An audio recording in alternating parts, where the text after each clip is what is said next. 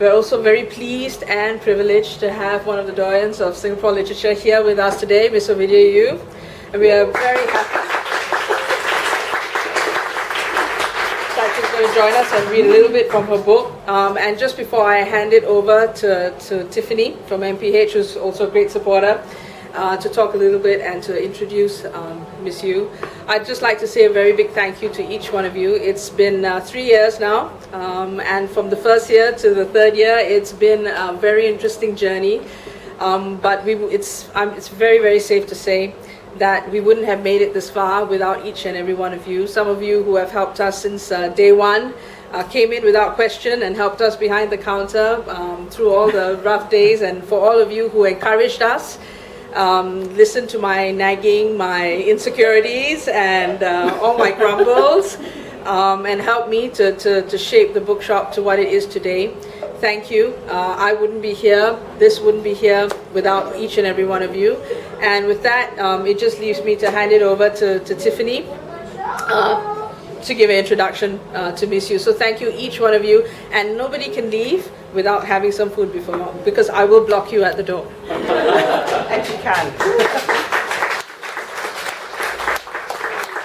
Thank you, Sheila. Well, we're indeed very pleased to have you with us, playwright, author, short story writer, and of course, award-winning novelist Ovidia. And she has recently released a new book called Aunty Lee's Delights, which is published by William Morrow, HarperCollins US. So I think it's a very great achievement for a local writer to go this far and have a overseas publisher. Well, Aunty Lee's Delights is a fantastic story about a Peranakan cook who with a nose into spices and about justice. So without further ado, shall we welcome Ovidia? Can you hear me if I don't use the mic? Absolutely. Yes. Okay. Okay. I'm not as genteel as Tiffany. Actually, I'm not going to read from the book because I'm hoping that you all buy the book and read it for yourselves. Very briefly, this is a story about Aunty Lee, who is a typical Peranakan bibik auntie. She's a kebo, she's a kiasu, and she's mzaisi. And that's all in the book. I thought everyone who read it would understand immediately.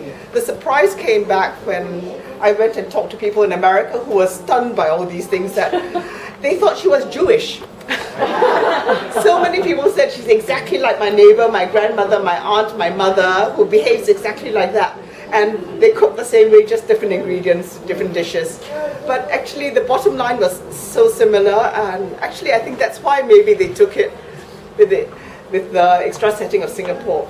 Everything I write, I try to set here because it's the only place I know and it's the place I love most, and because it makes it more fun for me going to places and a good excuse. And I was actually hoping, congratulations on your 3rd anniversary. I'm trying to draft out the 3rd book in the series now because, oh my God, they've just said they want to buy the 2nd. Would you let me set a murder littered with books? Of course, we would be privileged. Would you like to provide a victim and a murderer too? We actually have an outline of a dead person upstairs in the crime section. Okay, I'm going to say to them, we put a real body. 3 years in the making, yeah. Okay, you can actually talk to her and volunteer yourselves either as a victim or murderer, and she'll give me the names later and I'll write them in, okay? Book 3 for your 3rd anniversary. We've got the list, yes. Okay, thank you very much for coming. If you have any questions, you ask them now, otherwise go in for their food. And then you can ask me yourself later. No? Any questions for Ovidia, since she's here today? Or you can ask me personally if you run into me later. Okay? Thank you very much for coming and congratulations on your 3rd anniversary.